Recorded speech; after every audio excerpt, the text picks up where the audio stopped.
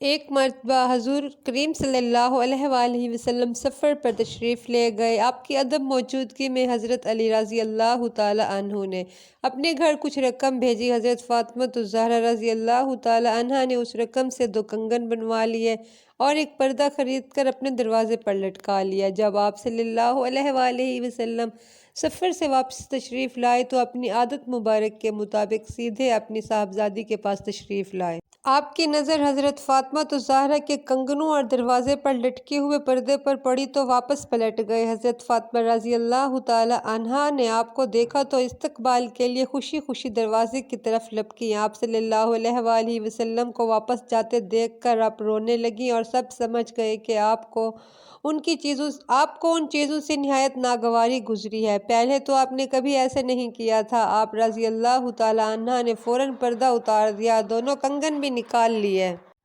پھر آپ نے حضرت حسن اور حضرت حسین رضی اللہ تعالی عنہما کو بلوایا، ایک کو کنگن تھمائے اور دوسرے کو پردہ، اور ان سے فرمایا کہ دونوں چیزیں اپنے نانا جان کے پاس لے جاؤ اور ان سے کہنا کہ آپ کی عدم موجودگی میں ہم نے ان دونوں چیزوں کے علاوہ اور باقی کچھ بھی نہیں بنایا۔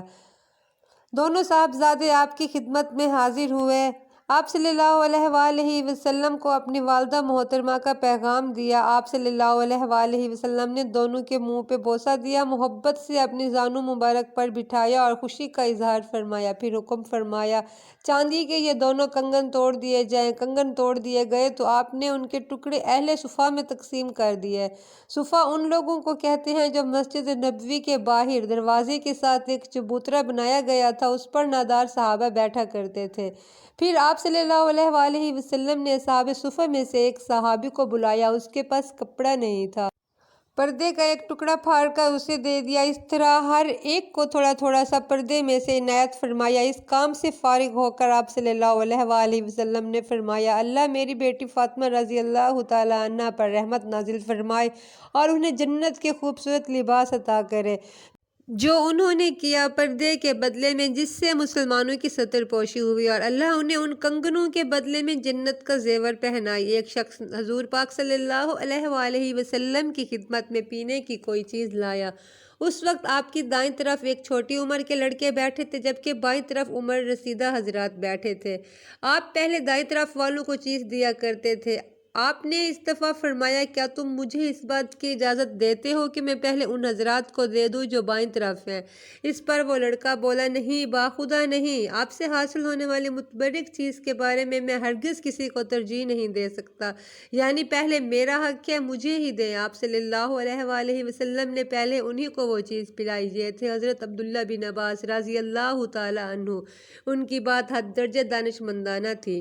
9 ہجری میں ایک وفد دربار رسالت صلی اللہ علیہ وآلہ وسلم میں حاضر ہوا۔ یہ لوگ آپ صلی اللہ علیہ وآلہ وسلم کی خدمت میں مناظرہ مقابلہ کی غرض سے آئے۔ اس وقت ان میں ایک بچہ بھی تھا جو رات دن اس اہل وفد کے سامان کی حفاظت پر مقرر تھا۔ ایک دن کا واقعہ ہے، رات کو اہل وفد سو گئے تو یہ بچہ چپکے سے حضور پاک صلی اللہ علیہ وآلہ وسلم کی خدمت میں پہنچ گیا اور خفیہ اسلام لے آیا، اور وہ باقاعدہ اسلام کی تعلیم حاصل کرنے لگا اور حسب موقع دربار رسالت صلی اللہ علیہ وآلہ وسلم میں حاضری دیتا رہا، قرآن کریم کی تعلیم بھی سیکھتا رہا۔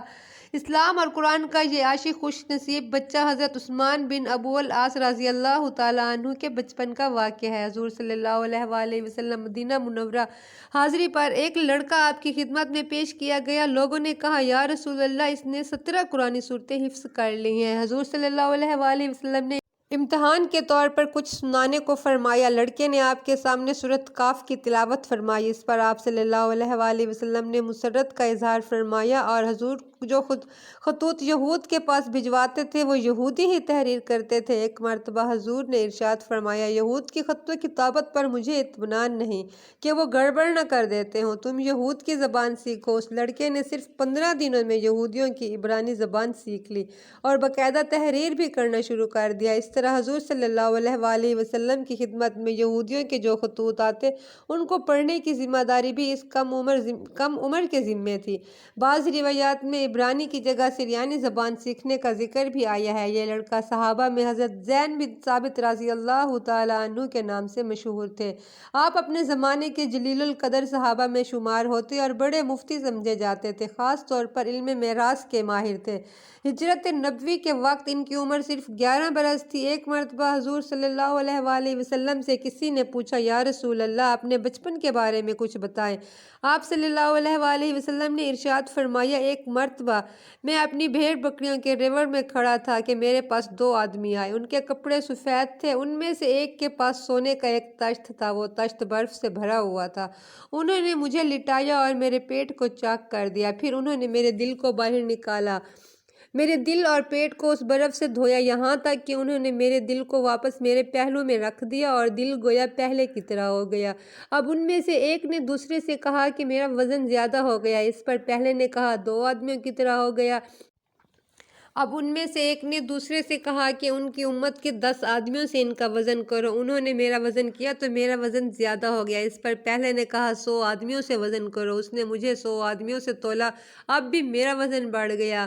اس کے بعد مجھے 1000 آدمیوں سے تولا گیا، اب بھی میں وزن میں بڑھ گیا۔ اب پہلے نے کہا بس رہنے دو، اب اگر تم انہیں پوری امت کے مقابلے میں تولو گے تب بھی انہی کا وزن زیادہ ہوگا۔ حضرت عمر فاروق رضی اللہ تعالیٰ عنہ فرماتے ہیں، ایک دن میں حضور صلی اللہ علیہ وآلہ وسلم کی خدمت میں حاضر ہوا۔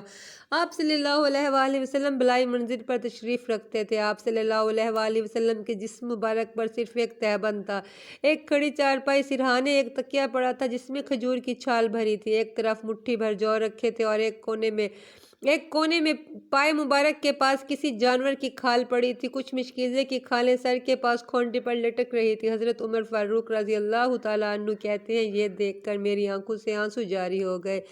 آپ صلی اللہ علیہ وآلہ وسلم نے ان سے رونے کا سبب دریافت کیا تو حضرت عمر فاروق رضی اللہ تعالیٰ عنہ نے عرض کی، یا رسول اللہ، میں کیوں نہ روؤں؟ چارپائی کے بان سے اب تک آپ کے جسم مبارک پر نشان بن گئے ہیں، اس میں جو سامان ہے وہ نظر آ رہا ہے، کیسر و کثرت و باغ و بہار کے مزے لوٹیں اور خدا کے پیغمبر ہو کر آپ صلی اللہ علیہ وآلہ وسلم کی سامان خانہ کی یہ کیفیت ہو۔ آپ صلی اللہ علیہ وآلہ وسلم نے ارشاد فرمایا، اے ابن خطاب، تم کو یہ پسند نہیں کہ وہ دنیا لیں اور ہم آخرت؟ حضرت محمد صلی اللہ علیہ وآلہ وسلم کی سیرت طیبہ کا